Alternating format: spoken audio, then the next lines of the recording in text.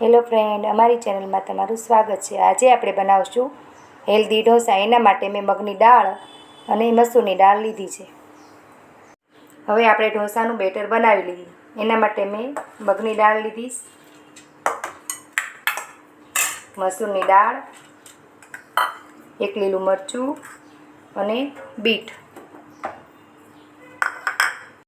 આપણે બેટર ખાટું બનાવવાનું છે, એના માટે એક કપ ભરીને મેં છાશ નાખી દીધી। હવે આપણે ક્રશ કરી લેવાનું। આવું બેટર તમારે બનાવવાનું છે। અને મગની દાળ અને મસૂરની દાળ બેને મેં 15 મિનિટ માટે પલળવા દીધી હતી।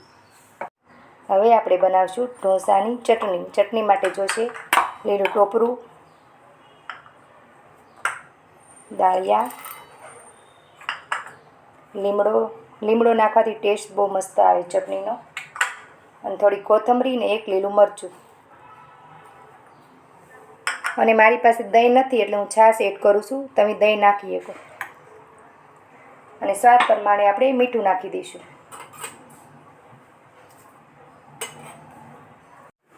આપણી ચટણી બનીને તૈયાર થઈ ગઈ છે। હવે આપણે ચટણીનો વઘાર કરીશું। એના માટે મેં તેલ મૂકી દીધું, એમાં રાઈ નાખી દીધી, અડદની દાળ નાખી, લીમડો નાખ્યો અને ચપટીક આપણે નાખશું હિંગ અને વઘાર કરી લઈશું। આ વઘાર કરો તો બહુ મસ્ત લાગે છે ચટણી। આપણે બનાવવાના છે વેજીટેબલ ઢોસા। એના માટે મેં ગાજર, કેપ્સિકમ, લીલા કાંદા અને કોબી સાતળી નાખી છે।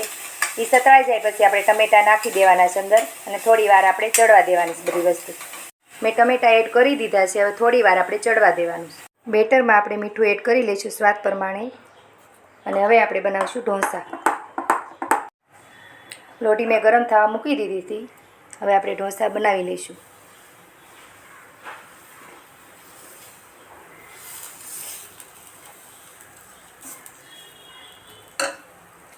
આપણે વેજીટેબલવાળા ઢોસા બનાવવાના છે। એના માટે મેં થોડું ઘી લગાવી દીધું,